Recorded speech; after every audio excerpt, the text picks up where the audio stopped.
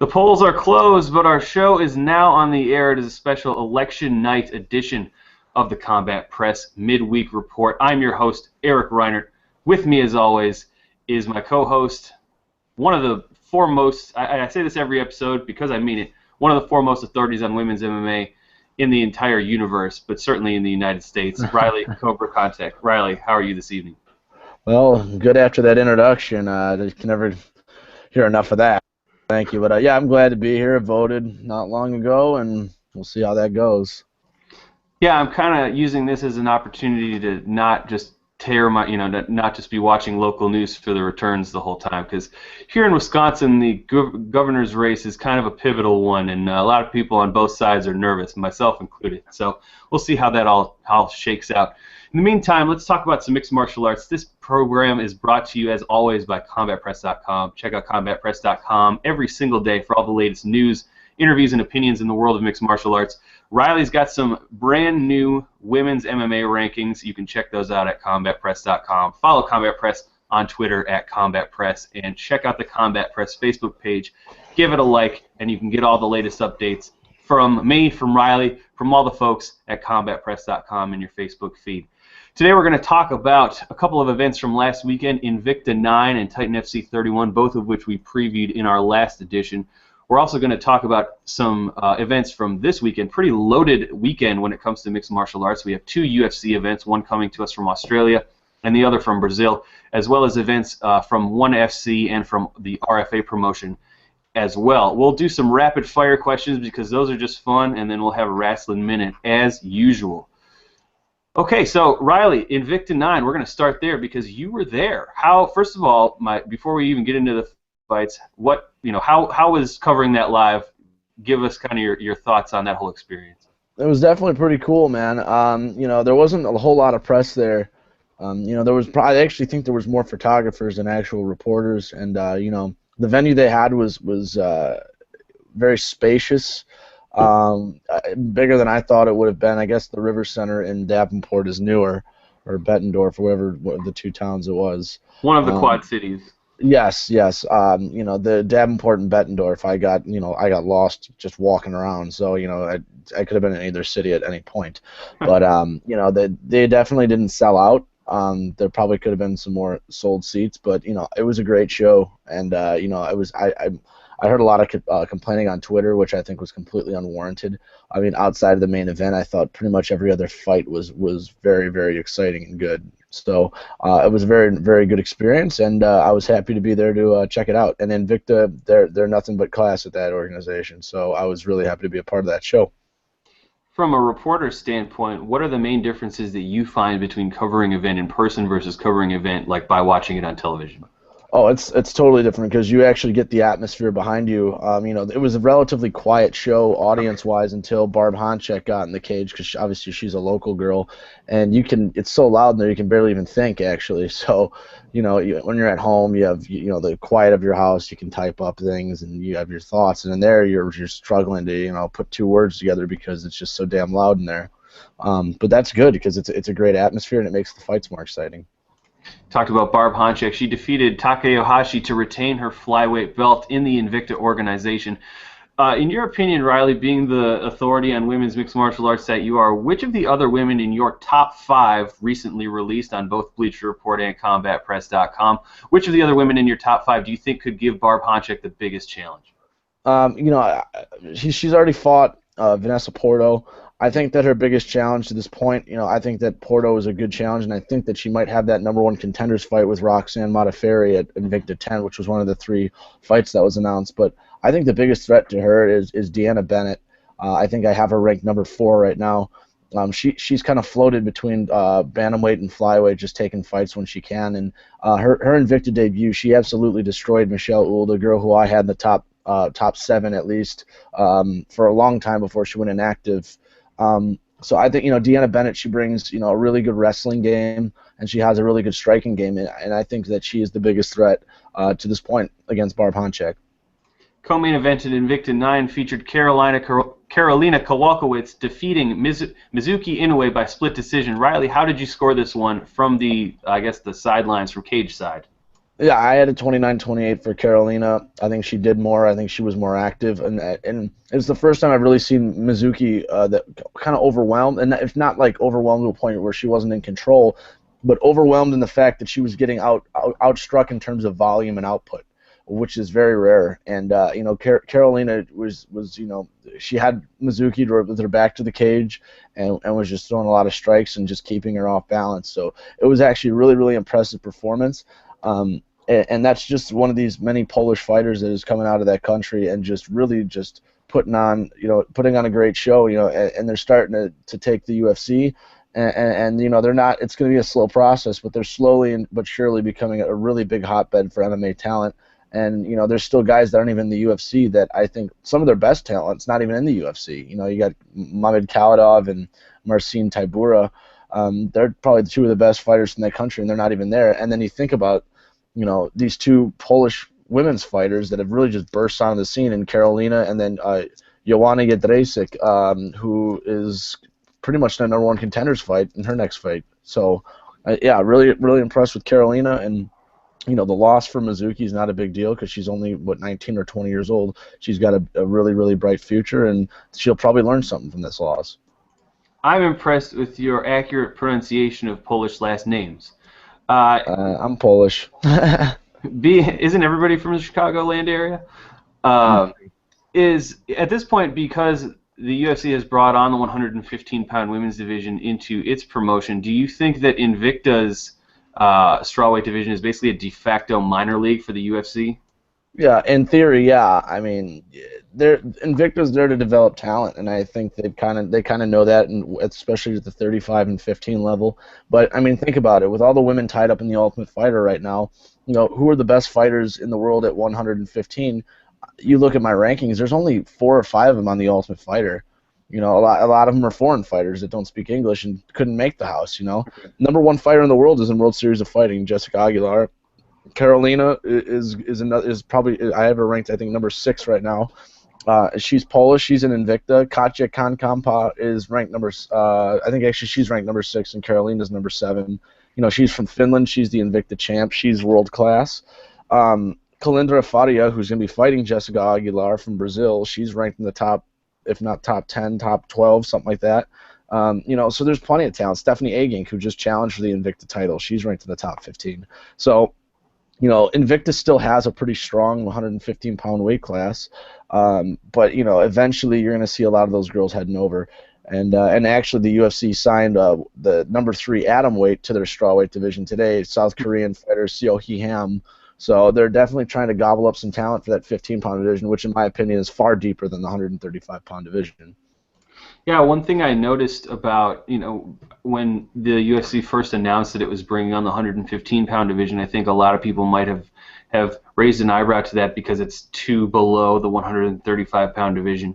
So I think, most people would have thought they would either gone flyweight or perhaps featherweight. But with 115 pounds, it gives atomweights the opportunity to, bulk up or whatever, to 100, I guess not cut as much weight, to 115, and then it gives the women fighting at 125 the opportunity, if possible, to get down to 115. So you're right in that it kind of allows the UFC to pull from a greater pool of fighters to get into that division. Right, or move up from 25 to 35, like Jessica I has done, and Deanna Bennett has been doing. She's been moving in between weight classes. So yeah, it works both ways, which is why it's great. Other fights that you want to talk about from Invicta since you were there in person? Yeah, the fight right before the co-main event was literally, it was neck and neck for fight of the night, and it could have easily, if it would have won, I don't think anybody would have argued. Caitlin Young versus Raquel Pa'aluhi. That was just an absolute war. Caitlin Young was beating the crap out of Pa'aluhi for the first round, and she, a girl who took a fight on 9 days' notice came back, won the second and third round, and won the fight. And you know what? She looked battered at the press conference. I shared an elevator with her on the way out of the press conference, and she looked like she just got attacked by a bear. And she won that fight because from grit and determination. And she's definitely a wild card at that 135 because she's still got a lot to prove.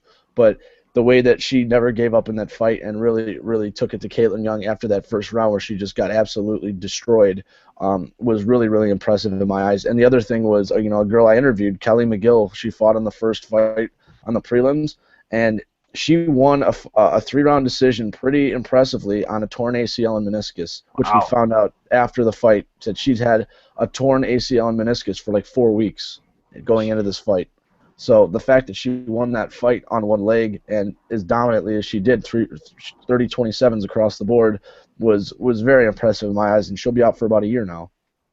And not to mention the mental toughness that takes to know that you're fighting on one leg and still go out and compete at the level that she did. That's very impressive. Yeah, oh, absolutely. It was when I found that out yesterday, or the day before. I was just like, I can't believe that she even fought. I guess that's what it takes to be a professional athlete. I certainly don't have that. Other results this weekend: Titan FC 31. We were gonna see Mike Ricci take on Yoshihiro Yoshida, but then Yoshiyuki Yoshida. Yoshiyuki Yoshida. Thank you very much. No But then Ricci missed weight by a couple pounds, and Yoshida refused to fight him. Something to that effect. So, what became the main event was what was supposed to be the co-main event. We talked about this briefly last week. Desmond Green taking on Miguel Angel Torres. Green, very impressive in victory, knocking Torres out in less than a minute into the first round. Do you think this result speaks more to Green's skill or to Torres's past his primeness? I think it speaks more to Torres' decline because Green is not a striker, and I predicted him to win, but if you remember, I said he would just hold him down for 3 rounds, and that's obviously not what happened. But, I really think that Torres is just way overstayed his welcome at this point because ever since his glory days and, when he was just literally almost unbeatable, and then you talk about his transfer over to the UFC and his major decline since then, it's just he hasn't looked like the same guy that he used to be. So and not to take anything away from Desmond Green, what he did was skillful, obviously, but Desmond Green is a grinder. He's not a striker. So I do think it speaks more about Torres. Just thought of this question just as you were talking about that. Do you think this fight, given that Green isn't a striker and given Torres' former durability, do you think that this puts Torres' I don't want to say cognitive health, but like his physical brain skull health, do you think this result calls that into question? I don't think we can really, judge that. I think only he can judge that. At this point in his career, even if it doesn't have anything to do with the damage he's taken to his head over the 40, 50 fight career he's had, he has to sit down and think, can I compete at the high level anymore? Because from the looks of it, in the last 2 years or so, it doesn't look like he can. So, it's obviously up to him because nobody else knows other than him how he's doing upstairs. Right. But it's really a mystery. If it were up to me, if I were his fight manager, I'd say call it a career and just work at your gym and try and make a living doing that. I mean, because it's really not worth it at this point because he's really kind of tarnishing his legacy a little bit. Any other results from the Titan FC card that you want to talk about this evening? Yeah, I think it ended up being the co-main event. The Japanese light heavyweight Ken Hasegawa, who I was talking about last week, I said I was really excited to check him out and see how he's doing. I didn't get CBS Sports in the hotel in Iowa, so I kind of just saw the results online. But he did score a decision win over Matt Thompson. So Japan's not really known for their bigger guys. They're really known for their lighter weight guys. So this guy being undefeated, I think he's 9-0-1 or something like that. It's really, really interesting to see him going forward because if he can do this, he becomes kind of a valuable asset going forward because if the UFC can get his hands on him, this is just another marketable guy that they can put in Japan that stands out because he's not one of the many 35ers or 45ers that comes from the country.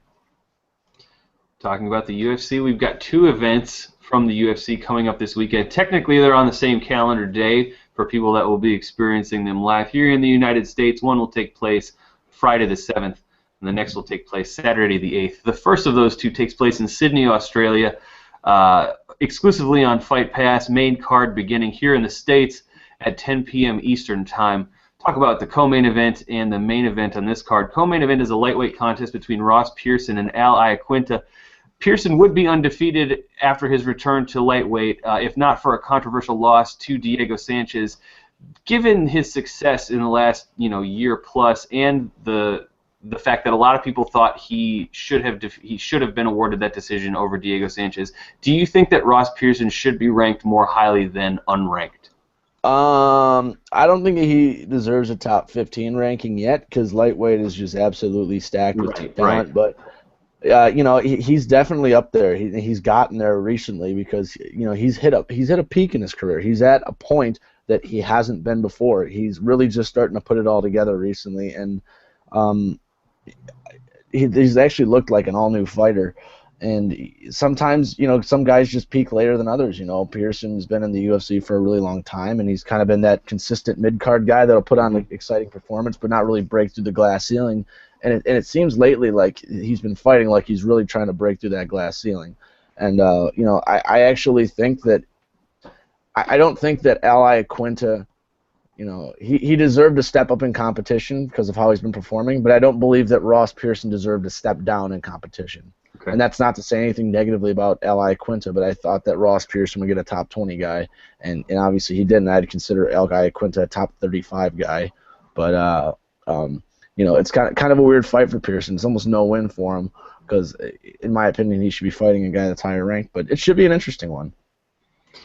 Given Gray Maynard's past successes at lightweight, but his fairly rapid decline over the last, say, year or so, do you think, what meaning does Pearson's victory over Gray Maynard have relative to how we should view Pearson as a competitor? Or like as it actually I think carries great weight because I thought that his greatest weakness is wrestling, and I actually thought that Gray Maynard was going to expose that wrestling, and obviously he didn't. So I think that Pearson beating him as handily as he did was pretty impressive. Maynard is still, despite his recent struggles, he is still one of the best lightweights in the world. Look at his losses: Frankie Edgar, Nate Diaz, Ross Pearson. It's not like he's lost to a scrub. So right. That more speaks about Ross Pearson than Gray Maynard. Switching sides of the cage to Ally Quinta, you said right now he's probably a top 35 guy, roughly speaking. What do you think realistically we can expect to see? Because you said Ross Pearson's peaking now, on the verge of perhaps being in the top 15. Where do you think we could see Ally Quinta top out in his UFC career? No, that's gonna be interesting because he's still pretty young in his UFC career. So he can go anywhere. He can be anywhere from top 10 depending on who's in the division and how well he progresses with his career, or he could be a complete bust. Thus far, he has looked very good. I think he needs to work on his finishing ability. And that's what's gotten him in trouble in the past. That fight where he was beating up Mitch Clark, and in my opinion, could have probably finished him, even because he was just beating him so bad, and then got a comeback submission in the next round. So he's got some stuff to work on, but he's got a great training camp behind him, and there's no reason why he can't be a top 20 guy in the UFC in the next year or two. Who do you like in this one? I like Ross Pearson. I think that he will defend the takedown, and he will win the technical striking exchanges. Main event on this Friday night, Saturday afternoon, depending on where you are, UFC Fight Pass card is between 5th-ranked middleweight Luke Rockhold and 9th-ranked middleweight Michael Bisping. Lots of talk back and forth, mostly from Bisping's side, not so much from Rockhold, but the betting lines are pretty significantly in Rockhold's favor. My question, Riley, is simple. Is there really any way that Bisping can pull out a victory here? Oh, absolutely. Michael Bisping is a crafty veteran of the sport. I don't know why the lines are this long. I actually had a very tough time choosing who I wanted to take here because, Bisping is a very good counter wrestler, and he's a very technical striker. And you have Rockhold, who's a good offensive wrestler and a technical striker. So it's gonna be a chess match. I don't think either one of these guys is gonna finish each other, but I really, really think this is gonna be a 5-round war of attrition. I did take Luke Rockhold in this fight. I think that where he's at in his career, he's starting to kind of like Ross Pearson hit a stride. That's going to make him tough to beat. Mm-hmm. But again, I wouldn't be surprised if Michael Bisping won because it's Michael Bisping and he's been beating guys outside the top 5 for as long as I can remember. So I'll take Rockhold here, but very cautiously. Got Rockhold as well. I think less cautiously, just because I've been very impressed with how he has handled his last 2 opponents. But because we're both picking Rockhold, this issues very nicely into a couple follow-up questions I have. If we are both correct, and Rockhold happens to beat Bisping on Friday/Saturday, what else would he have to do to earn a title shot?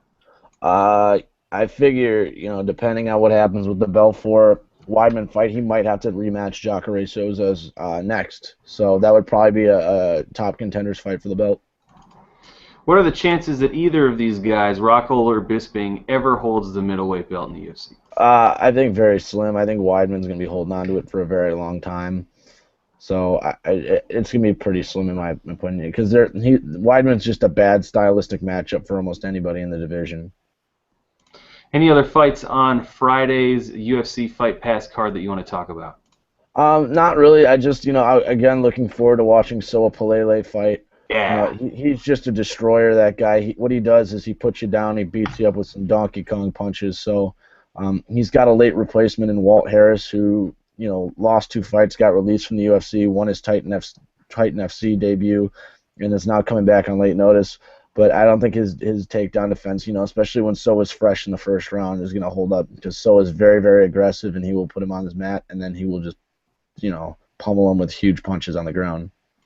He's a guy I feel like he could emerge as a big star in the UFC. He's kind of old. He's 37, but I mean, if he strings together a couple wins, particularly in the manner that he had prior to his loss to Jake Rochholt, I feel like he could be a guy that the UFC could put on a main card of a Fox event or a pay-per-view, just to ratchet up the excitement a little bit, because when he's not gassing out, he is something to watch. Right. I mean, outside the first round, he's almost worthless, because he just carries so much body weight around, and you can't have that kind of cardio when he cuts a lot of weight to make 265 pounds.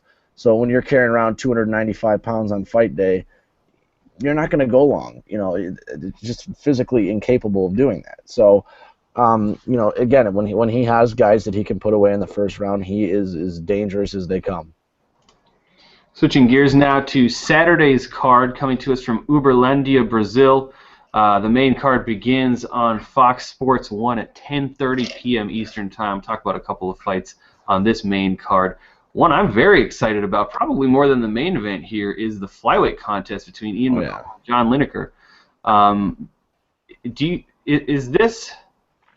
Should the UFC have labeled this a #1 contenders bout for the flyweight title? I think so. There's really Demetrius Johnson's actually somehow, which is crazy to think about, almost cleaned out the division, which is it's a young division, and he's already done that. So I think it is, because if Lineker comes in on weight again, I think the UFC will have confidence if he wins, and I think Ian McCall presents probably one of the biggest stylistic matchups that favors a guy that's fighting Demetrius Johnson with the wrestling and the quickness and the kicks. So, and again, in my opinion, McCall won the first fight, and then they had the rematch because of the draw or whatever, and then Johnson won a little more handily. I think that McCall still presents a ton of issues to Johnson, and he's a guy that can sell the fight. I mean, he's trying his hardest to sell this Lineker fight, and I think he's doing a pretty good job about it. He's making some waves with his mouth, so... I think they should have labeled it a #1 contenders fight, but they probably don't want to tie things up just in case something else happens. But I think it should have been. I agree. I mean, Ian McCall, I think with a win deserves the shot, if only because it's been so long since he fought against Demetrius Johnson. We're seeing kind of the need to, I don't want to say recycle, because that almost demeans the quality of the contender, but I mean, you saw Chad Mendes win a bunch of fights in a row and then get his second chance against Jose Aldo at UFC 179. I think that Ian McCall has done enough in his flyweight career post his loss to Demetrius Johnson to earn another fight against him if he wins against John Lineker. And then, of course, Lineker remains pretty much the one guy in the top 10. I think he might be the only one guy in the top 10 who hasn't yet fought Demetrius Johnson. You mentioned the weight issues. Of course, that's going to give the UFC some caution, because the last thing they want is their title challenger to be missing weight, especially after Lineker has established the reputation that he has for occasionally doing that. But yeah, I think I'm trying to be nice here. I think that, but yeah, I agree. I think that this fight should have been labeled the flyweight contender fight, and I think for all intents and purposes, it certainly is. Which of these two fighters do you think has a better chance, and you perhaps answered this already, but which fighter do you think has a better chance of actually defeating Johnson, given that McCall presents the challenges that you mentioned earlier, but that Lineker really hasn't fought him yet? I think McCall, he's quicker, he's got the kicks and the wrestling. Lineker's basically a power puncher with no ground game, and and he's not quick. He's very slow plotting it, and Johnson would expose that so fast. I don't even think Lineker would last 2 rounds with Johnson, and that might be generous. He might not even last one. The only thing he has is the home run punch, and Johnson's too quick and too smart to get away from that. Can I assume you're taking McCall on Saturday night? I will take McCall with a healthy dose of wrestling, leg kicks, and movement. I agree with you there. If McCall would end up capturing the flyweight belt, do you think he could be one of the biggest stars in the UFC? I think he could market himself as that. I think he's got the personality and the look and all that stuff and the fighting style to grab fans' attention. I don't think that, again, it takes a while with the flyweight division because not as many fans trust the smaller guys. But I mean, if there's a guy who can do it, I think he is because he can make some noise with his mouth, and that's people always make fun of, or not make fun of, they talk crap about the people that are promoting themselves with their mouth, but that's how they get noticed. So, Yeah. and I think McCall's a guy that can get noticed. I think it's all right to get yourself noticed that way if you can then back it up. Because Right, if you're exactly. going in there and just getting wrecked, then you just kind of look like a jerk. Right. Mauricio Shogun, who is 9th ranked in the UFC's light heavyweight division, faces a pretty stiff challenge in Ovin St. Preux, ranked 10th in the UFC's light heavyweight division. This is the main event of UFC Fight Night 56. This fight was made pretty late, just a couple of days ago, I think, after Jimmy Manoa got hurt. Ovin St. Preux was going to face a late replacement himself before Manoa got hurt, and then he got slotted in against Shogun. Who do you think suffers more from this late change? Um, I think Ovin St. Preux, in terms of quality of opponent, suffers more, but it's a bigger opportunity. So it kind of countermeasures because he has the style that can give a Mauricio Hua, who is obviously not in his prime anymore, a lot of challenges. So, I mean, but he goes from fighting a very different fighter in Francimar Barroso to Shogun Hua, who is, I mean, like we said, those are two completely different fighters. So. Yeah. And Ovince has a very similar game to Jimmy Manoa, other than the fact that I think Ovince has a better wrestling game. So it's a very, very different look for both guys. Mauricio Shogun Hua, you mentioned it, he's past his prime, and so a win for Vince, wouldn't really. I mean, a win is a win, right? And Shogun's a legend in the sport, but it's not. It wouldn't make as big of a mark as it would have, say, in 2009. On the other hand, if Hua wins, that's then St. Preux's second loss after losing to Ryan Bader. So it doesn't necessarily do too much for his career either. So what benefit, if any, does either fighter stand to gain from winning, other than a win being a win in the UFC? For Hua, it keeps him in the hunt. Everyone's talking about how he's done. If he greases off this guy who is by no means a joke, then it keeps him in the discussion. It says, nope, maybe he's still got a few fights left in him. Which, he's not old in numerical years, but he is old in fight years, and that means more than anything. And then, a win for Ovince, puts him right back in the mix, basically. He just had that Bader fight that he lost, but with the light heavyweight division being as shallow it is right now in terms of contenders, that puts him right back in there to another top 10 fight. So it'll be interesting to see what happens. Vince has been in the contenders conversation before, but like we said, got kind of booted out temporarily, at least by Ryan Bader. Do you think he can ever emerge and see himself in a UFC title fight? Absolutely. You know what? And I was just talking about how Shogun is old in fight years, and Ovin St. Preux is relatively young in fight years. This is a guy that played college football and then came to MMA. So I think he's got a really bright future. He's very athletic, which you can't teach athleticism. That's natural. And he's explosive, strong, and he's powerful, and he's got all these intangibles. It's just a matter of putting the pieces in the right place. So we'll see, but I think he's got a chance. Who do you like in the main event on Saturday? I'm really torn here. I think Shogun can finish him early within the first 3 rounds. It's him. Otherwise, I think St. Preux can turn on the wrestling game and give him some trouble. So it's a kind of a toss-up for me. Yeah, I'm going St. Preux by decision here. I just think that I just don't trust. I mean, I see a lot of red on Shogun's record lately. So unless he can catch him with one of his technique and striking power, it doesn't really go away. So if you can catch him with something early, then obviously I think he's going to have an advantage. But the longer the fight goes, I agree with you, Riley. The more of an advantage St. Preux is going to have. Other fights on Saturday's card that you want to talk about?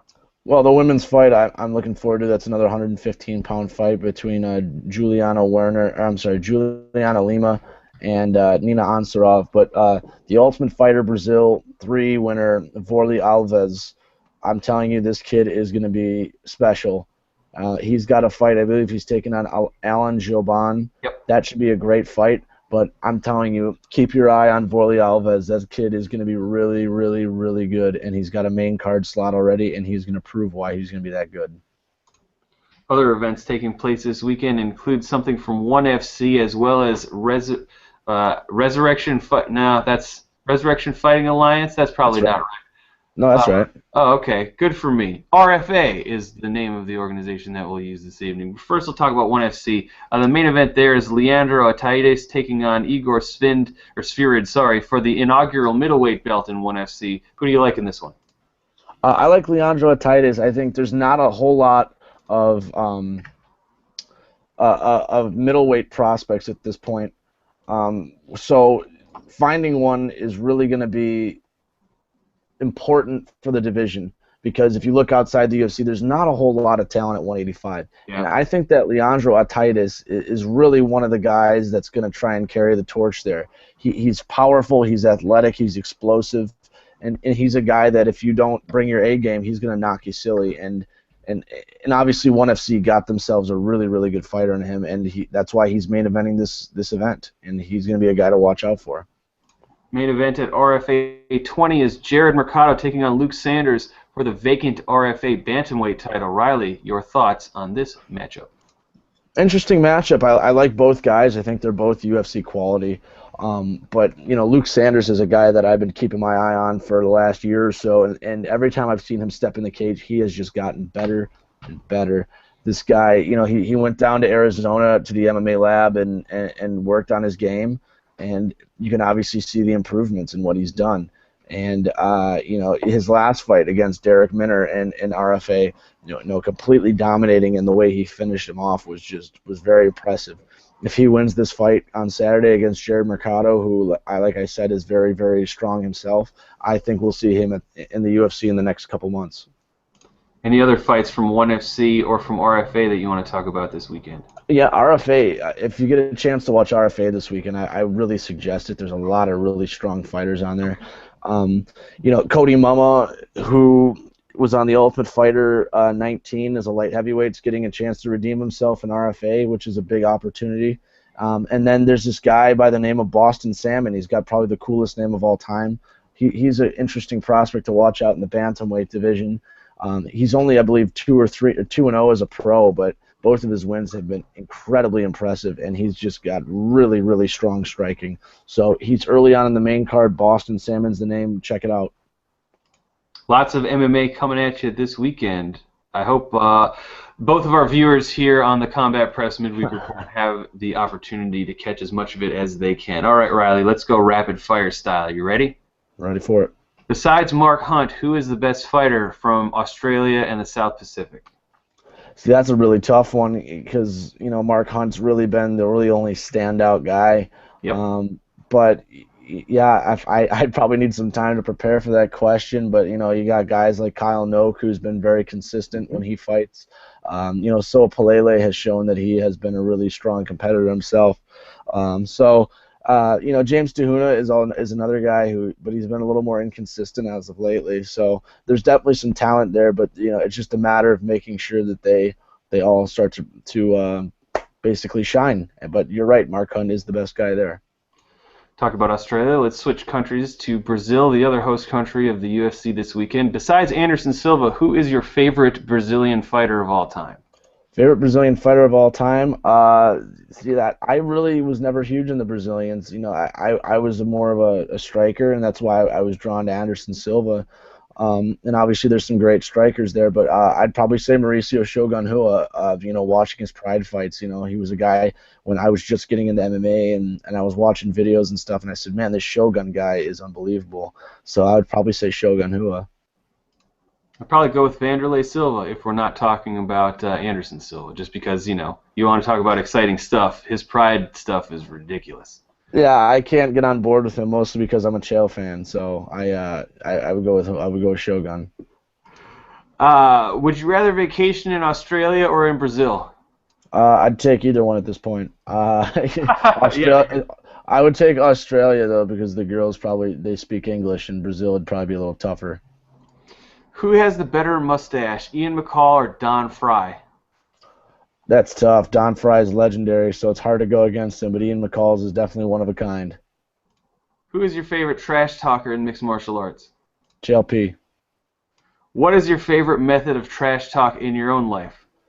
When I'm on the hockey rink and I basically call someone by an obvious nickname that they've probably never been called before. Like I got a guy that I play against that I call Chicken Legs because it doesn't even look like he's wearing pads around his shins. I came up with a lot of these on the fly, if you can't tell. And I'm doing them on the fly. No, it's great. It's great. You covered Invicta FC. I assume you'll probably cover others and have covered others in the past. What are your favorite and least favorite parts of covering an event in person? Most favorite is being there in person and just being within the atmosphere. Least favorite, I can't drink. Final question. Do you think you look like UFC middleweight debutant and former Olympic judoka Dan Kelly? Do I? I don't know. I don't think so, but it's possible. I'd have to take a look at it. The correct answer is yes, you do look like Dan Kelly. Do I really? I'm gonna look that up right now. I'm not 100% sure there. He's got a picture on combatpress.com that's pretty. I was just like, that's just like older mangled face Riley. Is that mangled face is probably similar, but is that on the homepage? I think so. I think Neil, the great Neil Rook, did an interview with him. Just like look at that, and then look at your avatar, and it's pretty much the same picture. Hold on one sec, it's loading. I can kind of see a little bit. I think his nose is fatter, and I have a more chiseled jawline, but I can see some similarities there, I guess. It is not, he's got a little more. He's got a little more seasoning on his face, but it is not a spitting image, but that is something that occurred to me today. That is interesting. All right, Riley, let's have ourselves a wrestling minute. Have at it, man. Yeah, I talked about it before we came on the air today. I thought that Raw was especially strong last night, because they let the guys wrestle. I've talked about it many times with you before that there's just so much filler and comedy bullcrap. Yeah. And yesterday I felt like I wasn't laboring through watching the entire thing because they just had on good matches. Cesaro versus Dean Ambrose I thought was a strong showing. I thought that Ziggler versus Rollins was unbelievably good. I thought that Randy Orton versus Seth Rollins was unbelievably good. And they presented a lot of strong matches. The Miz versus, I think, who was it? Stardust? Didn't he go against the Usos? Oh, I'm sorry, it was an Uso. You're right. Not the most entertaining match, but Sandow on the sidelines again doing his thing. And the storylines were good. The backstage skits meant something. It wasn't just a bunch of garbage. So I thought Raw was very good last night. And Survivor Series right now, it's still just two guys on each, or three guys, or what is it, two guys on each team. I think it's Cena and Ziggler right now versus Rollins and Kane. So we'll see what happens. Who would you like to see Randy Orton RKO out of nowhere? It doesn't have to be a wrestler. Oh God, there's a lot of people. I don't like a lot of people. So I don't know, 95% of the people that I know he could do if he wants to. Anybody that both of our viewers would know. I'd have him do our bosses, Brian Henderson and Rob Tatum, just so they get off my ass from time to time. RKO out of nowhere. The Both thing I want to talk about for our wrestling minute here is Vince McMahon's just depressing video that the WWE Network will be free all of November. He just looked like a defeated man when he was announcing it. Like he was very. I know he was trying to make it seem like, oh, this is a big deal and everything, but just I don't know if you watched the video, but he's just I did not.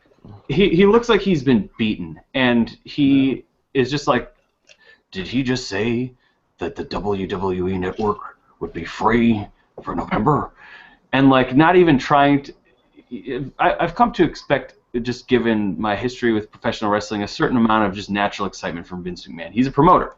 That's That's what he does. But to see him like almost like I can't even really put it into words right now, but and I apologize for that, but he just looked defeated.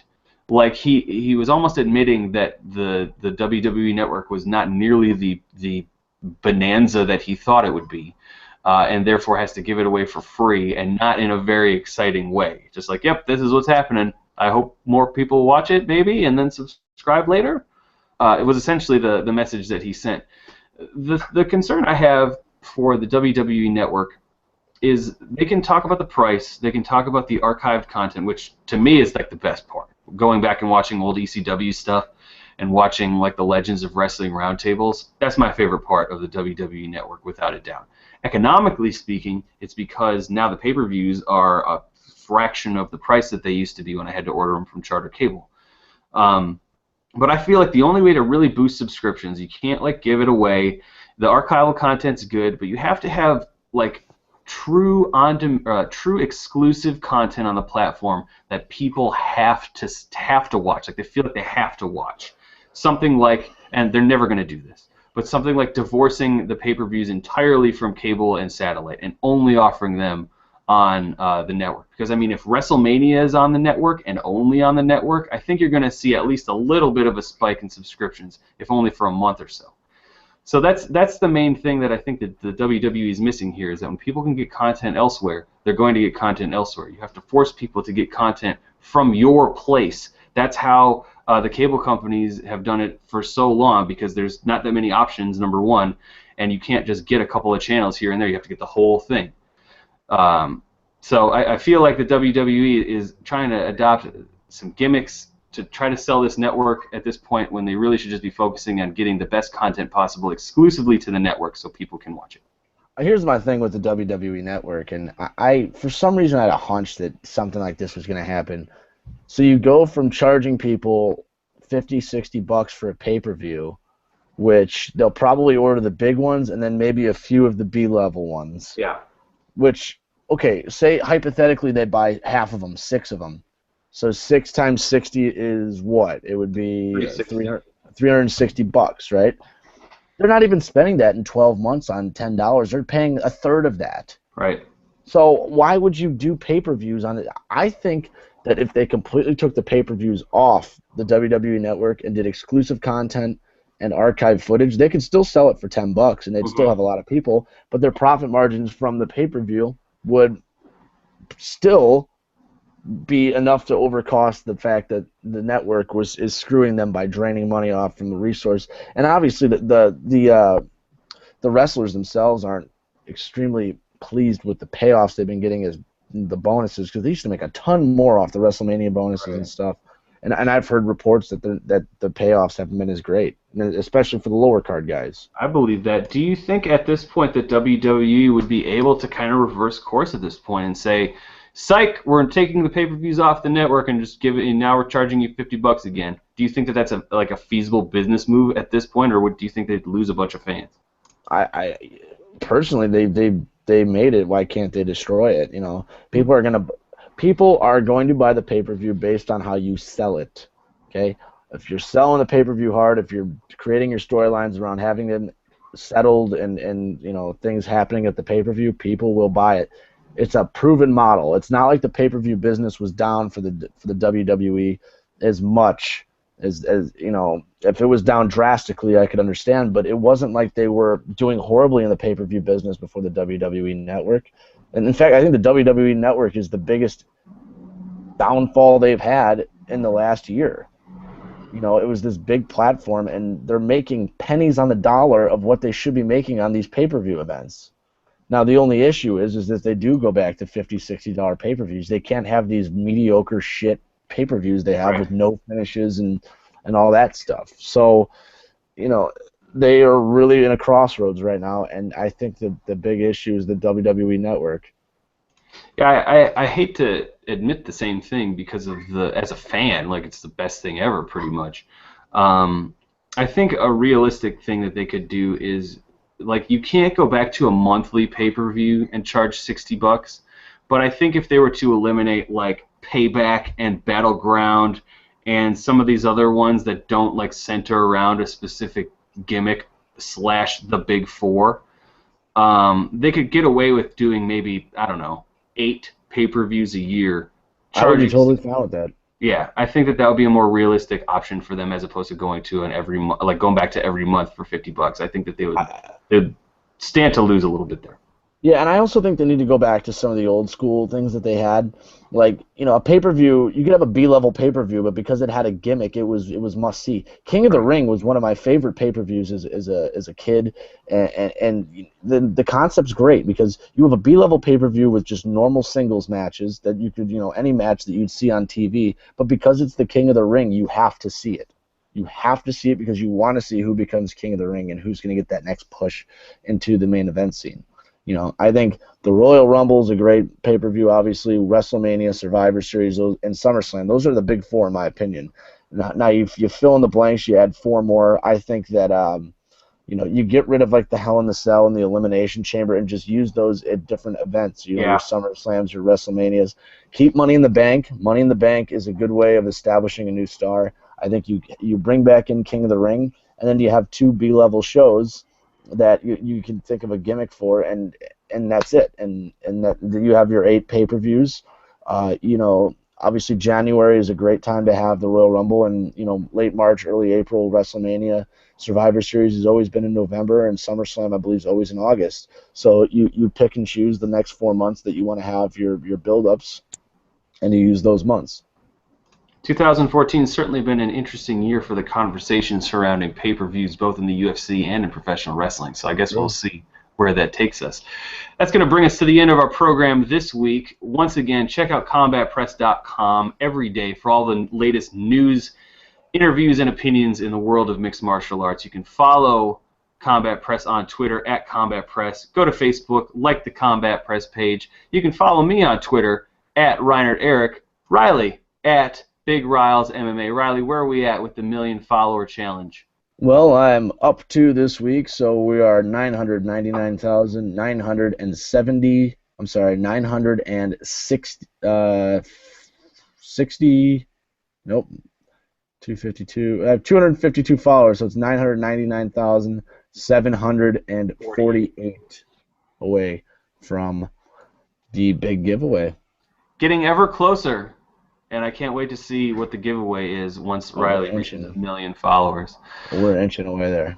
All right, everyone. Hey, thanks a lot for tuning in this week to the Combat Press Midweek Report. We'll be back next week at our usual time of 9:30 Eastern Time on Tuesday to talk about more mixed martial arts. For Riley Contact, I'm Eric Reinert. Thanks for tuning in. Enjoy the fights this weekend.